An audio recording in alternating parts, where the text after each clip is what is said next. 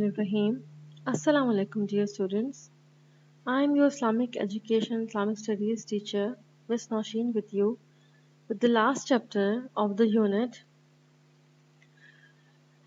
Family Issues.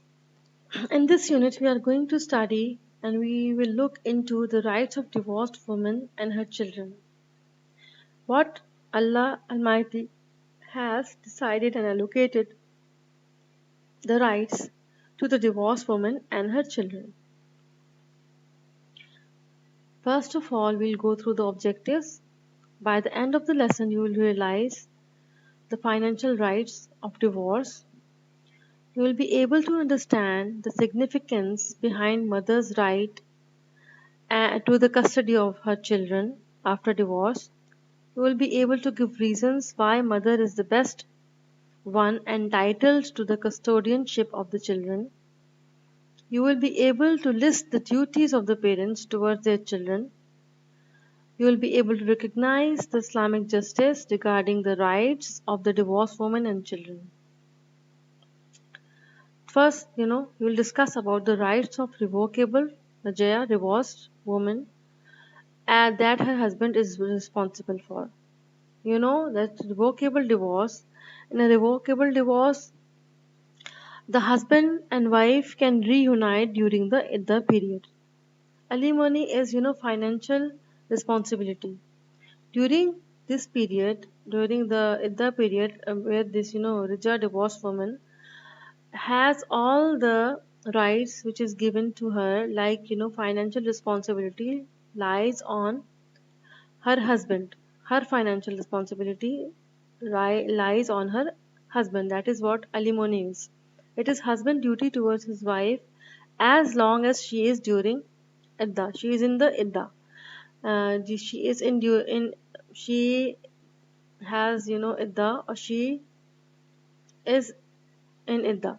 The prescribed waiting period. It includes everything related to living necessities that are determined by Islam as food, clothes, home. Because women during iddah, the prescribed waiting period is considered as a wife of the same husband.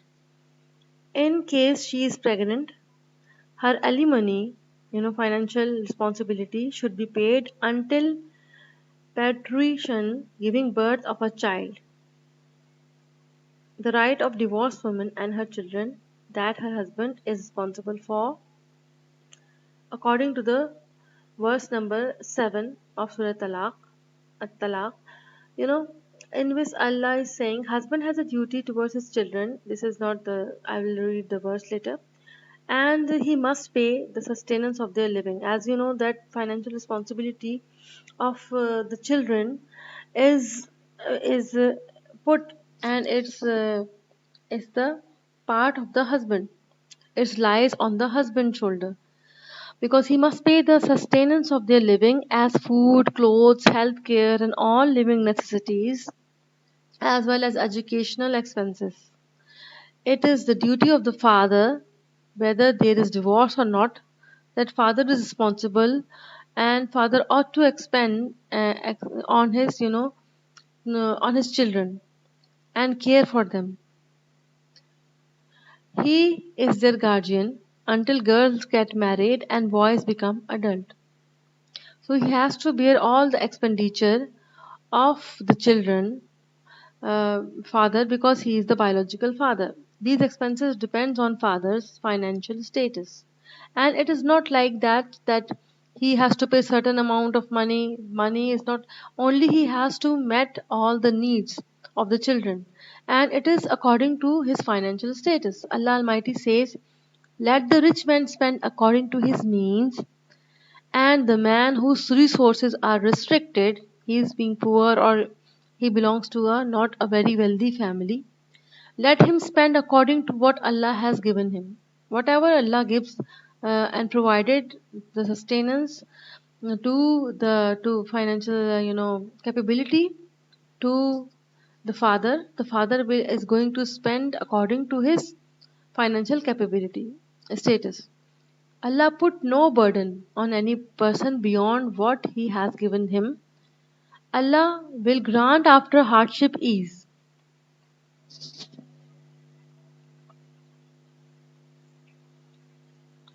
The rights of divorced woman and her children that her husband is responsible for inheritance.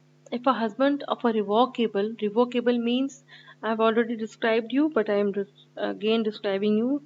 Revocable means the divorce in which during the iddah period the husband and wife can reunite.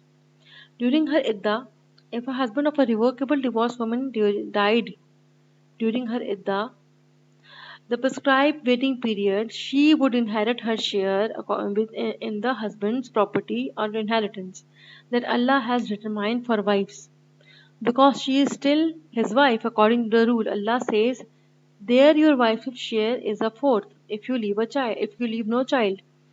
But if you leave a child, then they get an eighth of that which you leave after payment of legacies that you may have bequeathed or debts. In Surah Nisa, verse number 12, and we have in detail discussed and studied the inheritance laws.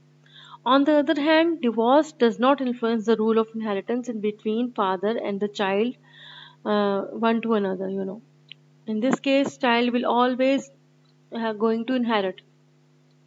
The custodian of children, it means upbringing child and caring for him regarding health, food, clothes, comfort, and personal cleaning. The rights of a divorced woman and her children after her husband that her husband is responsible for. If divorce happens, then custodian or custody of children should be given to the mother and their expenses should be paid by the father because he is obligated by Allah Almighty to spend on the children because he is their biological children. He is his biological children. Custody of children in this context, Islamic legislation has taken child's benefit into consideration, so that because child is always all most of the time is more associated with mother. It is recommended that upbringing child in the early period should be by his mother, and in early stages and early ages, child up until the age of 7 and on before 7 years, child is very delicate and he needs the mother the most because she loves him and has mercy upon him more than anyone else. Imam Al-Rabi said, the mother is more deserving of caring for children till they grow up than they can choose any of parents to live with. Upon growing up, they themselves can decide whether they want to live with the mother or the father. Yet the father is obligated to spend on children, and father has this obligation from Allah Almighty that he has to pay for the financial things, and financial responsibility lies on him. And in addition, if the mother gets married again, their father will be more deserving of caring for them. If the mother remarries, then the children can go to the father because their father will be more deserving because they belong to him, you know, and they are the asab. The father will be more deserving of caring for them regardless of their age. The custody of children again, in addition, if the mother gets married again, then their father will be more deserving of taking care of them regardless of their age. This is a repetition, and this is it is a proved by what was narrated that the woman said to the Prophet. Woman came and said to the Prophet, peace be upon him, O Messenger of Allah, my womb was a home to my son, my breasts were a water skin for him, and my lap a guard for him. Yet his father has divorced me and wants to take him away from me. The Messenger of Allah replied, you have more right to him as long as you do not get married. The rights of a divorce is irrevocable. Woman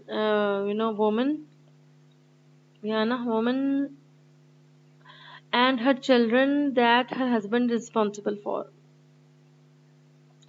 Irrevocable means that the final divorce has happened and they cannot reunite. Irrevocable means the final divorce. Delayed, Delayed or dover. Delayed or dover, it is her right and become a debt that husband is obliged to pay in case of divorce. I have mentioned in my previous lesson, and I am going to talk about this again, that the dowry or the dover is actually put into two, is divided into two shares, two parts. The first share the woman will get at the night of the marriage, before consummation of marriage, and the second part is allocated for the time if the marriage will not going to be last for long, or or in case of future marriage will dissolve, disintegrate, terminated, then as a result of divorce, then the half of this dower is paid by the husband to the woman at the time of divorce. So delayed dower is that. Then compensational dower, the money that husband is obligated to pay to the woman when he divorces her before marriage consummation, in case he does not determine dower for her. It is to compensate the divorced woman for sadness she feels because of divorce. This dower should be prescribed according to financial status of the husband, and they can decide, or he can decide.